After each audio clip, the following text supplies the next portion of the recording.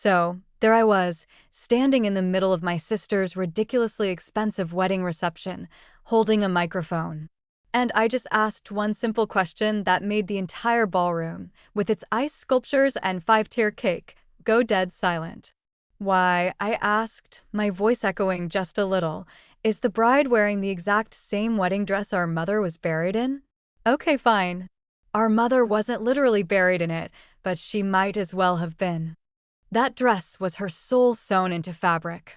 And seeing my sister standing there, smiling for the cameras in something so sacred, so stolen, well, it was the grand finale of the worst 3 months of my life. Let me tell you, it all started with an inheritance and a truly stupid business idea. There are two kinds of daughters: the one who is a rock and the one who is a kite. I'm the rock. At 28, I'm a high school science teacher. I'm practical. I have a 5-year plan, a sensible car, and a savings account I've been feeding like a Tamagotchi since I was 16. My sister, Isabella, or Bella as she insists, is the kite. She's 26, beautiful, charming, and has the attention span of a gnat on Red Bull. She drifts from one passion to the next, leaving a trail of glitter and abandoned projects in her wake. For my parents, I was the reliable, boring foundation of the house, while Bella was the sparkling chandelier they loved to show off. The source of all this drama was a trust fund left by our maternal grandparents. It wasn't millions, but it was significant: $100,000 to be split evenly between us. 50 grand each. The rules were clear: we could access it at age 30 or earlier for a significant life event, like a down payment on a house. For me, that money was the key to my future. It was the white picket fence, the mortgage approval, the escape from my shoebox apartment. I had a Zillow folder bookmarked that was practically a shrine to this money. It all came crashing down on a Tuesday. I got a text from my mom. Family meeting tonight, 7 p.m. Important. My parents only called important family meetings for two reasons: a medical emergency or Bella had a new life-changing announcement. I walked in, and the scene was set. Mom and Dad were on the sofa, beaming with a kind of nervous pride. Bella was perched on the armchair, glowing, practically vibrating with excitement. "Chloe, you're here." "Amazing news," Bella chirped, clapping her hands. I sat down. "What's up?" "I've finally found my calling," she announced, her eyes wide with manufactured sincerity. "I'm going to be an entrepreneur." Oh boy. Here we go. I'd seen this movie before. There was the Etsy shop for custom-painted pet rocks that lasted a week. There was the brief, disastrous foray into being a life coach at 24. "That's great, Bella. What's the business?" I asked, trying to sound supportive. She took a deep breath, preparing to unveil her genius. "It's a luxury wellness retreat for dogs." I waited for the punchline. It didn't come. "You mean, like a kennel?" my dad asked, a little confused. "No, Dad, it's so much more," she said, waving her hand dismissively. "It's a holistic experience. We're talking palates, organic, gluten-free gourmet meals, Reiki for puppies, aromatherapy, personal canine stylists. It's for the discerning pet owner, the influencer who wants their dog to have a better vacation than they do." It was, without a doubt, the dumbest thing I had ever heard.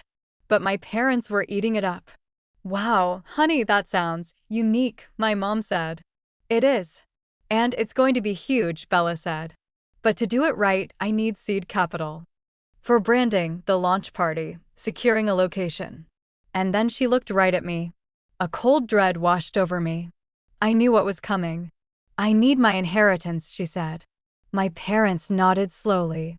"And," she continued, her voice turning syrupy sweet, "since we're a team, and this will make our whole family successful, I was hoping.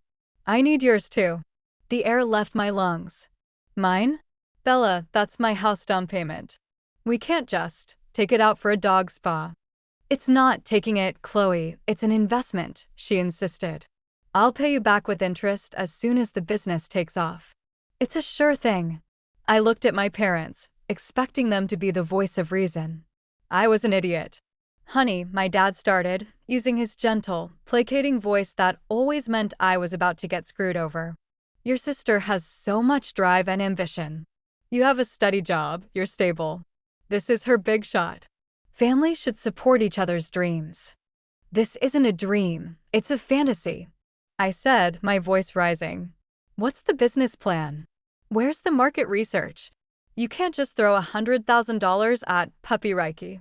Chloe, don't be so negative, my mom snapped, her smile gone. Your sister needs our support, not your cynicism. We already spoke to the trust manager. We're authorizing the withdrawal. We just needed to tell you. It wasn't a meeting. It was a sentencing. They weren't asking for my permission. They were informing me that my future had been liquidated to fund a 5-star hotel for poodles. I argued. I pleaded. I brought up logic, risk, fairness. It was like talking to a brick wall. All I got were platitudes about family, about believing in Bella, and how selfish I was being for not wanting to see my sister succeed. The final nail in the coffin was my mom's parting shot as I stormed out. Honestly, Chloe, it's just money. Are you really going to put money before your own sister's happiness? Yes. Yes, I was. Especially when it was my money.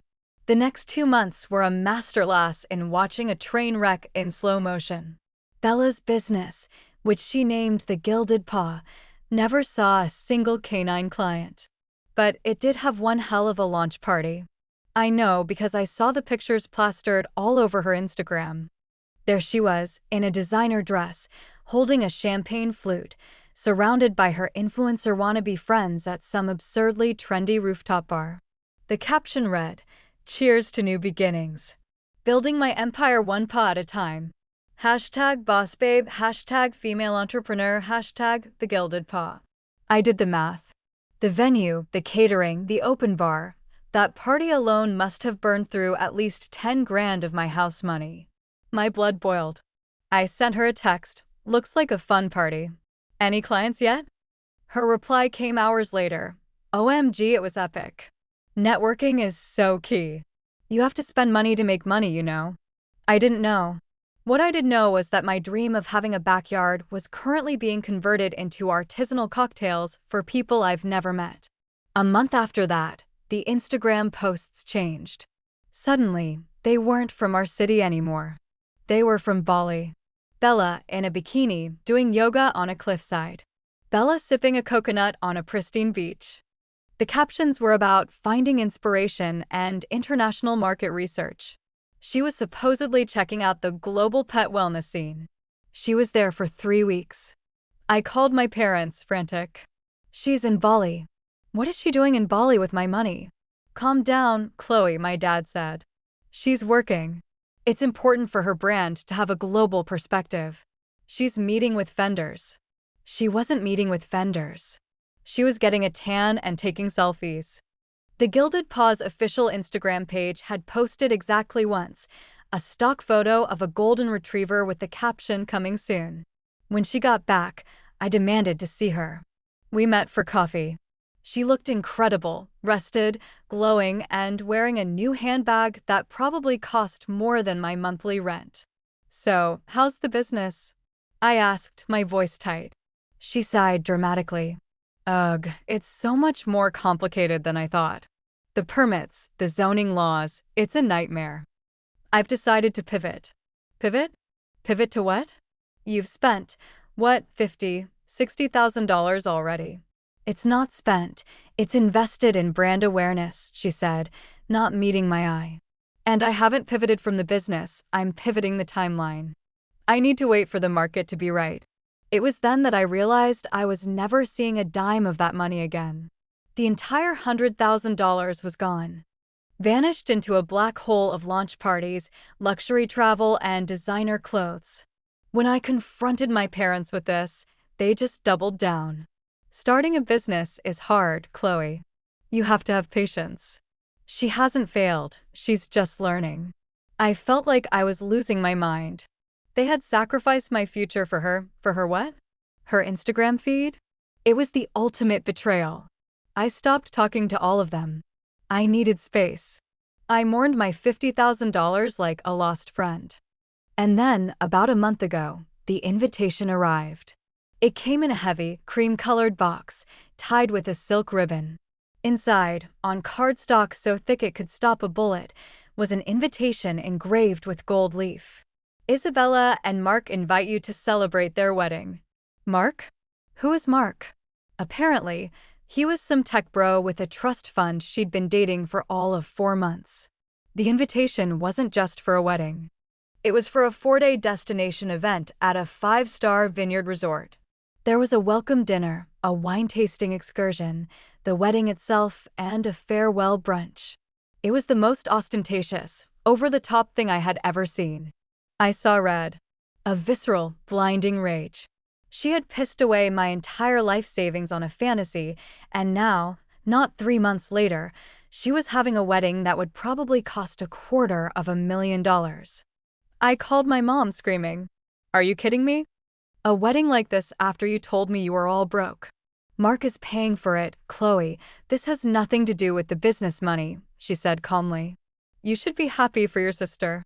She's finally found stability." Stability? She found a walking ATM.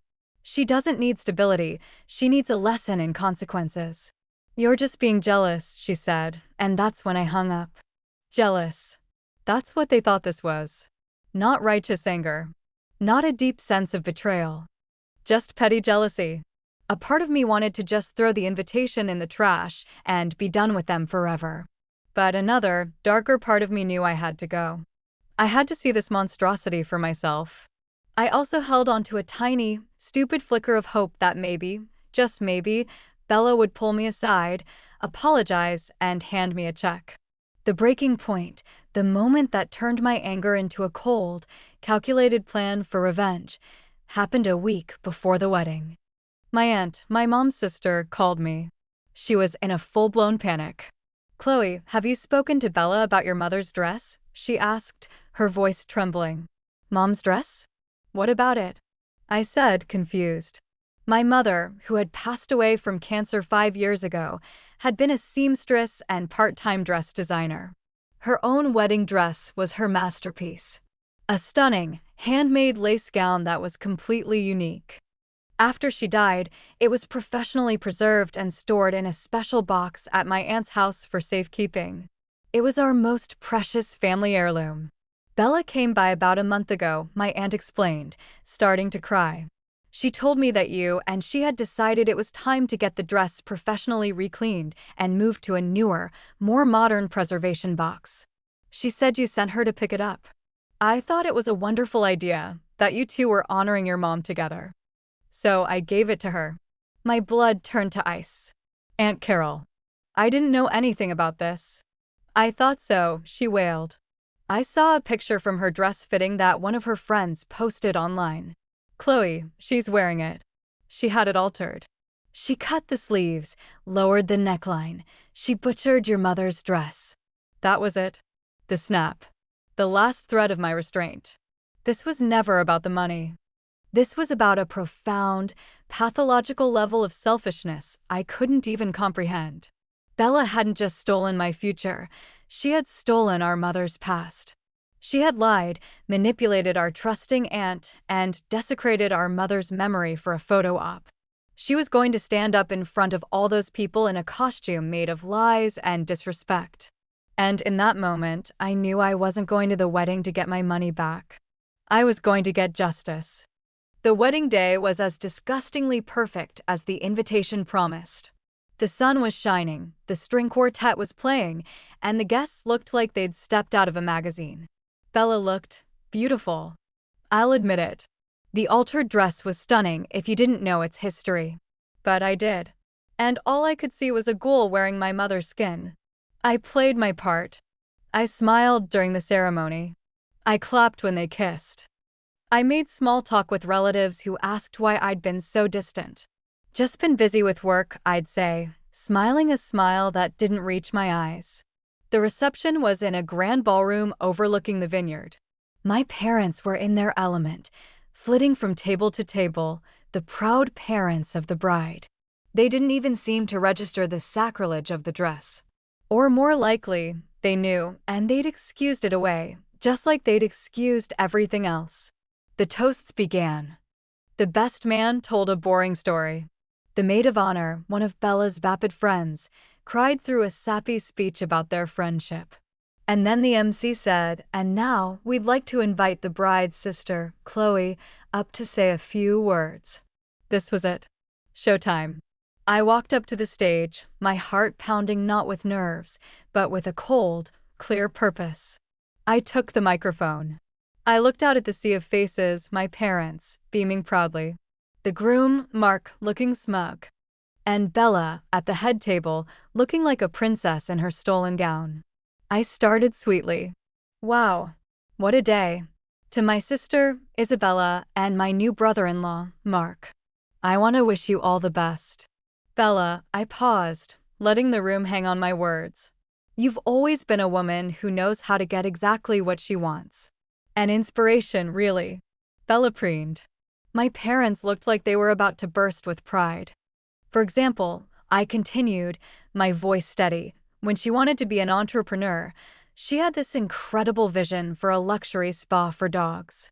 A truly unique idea. And to fund it, she got our parents to give her my entire $50,000 inheritance. The money our grandparents left for me to buy a house." A nervous murmur rippled through the room. My parents' smiles froze on their faces. Bella's face went pale. "But being an entrepreneur is hard," I went on, my voice dripping with fake sympathy. "Sometimes a business that involves puppy Reiki doesn't quite take off, especially after you spend most of the seed money on a market research trip to Bali." So, when that dream died after less than 3 months, Bella needed a new one. She wanted a rich husband to fund her lifestyle. And look at that. She got one. "Congratulations on the acquisition, Mark." The groom's face clouded over with confusion. His parents were whispering furiously to each other. Bella looked like she was about to throw up. And finally, I said, turning my full attention to the bride's table, she wanted the perfect wedding dress. A one-of-a-kind, irreplaceable, designer original. And, as always, my sister got exactly what she wanted. I let the silence stretch for a beat. But what she and my parents conveniently forgot to mention in the wedding program is how she got it. I scanned the room, making eye contact with my aunt, who was watching me with tears in her eyes. I looked at the groom's parents.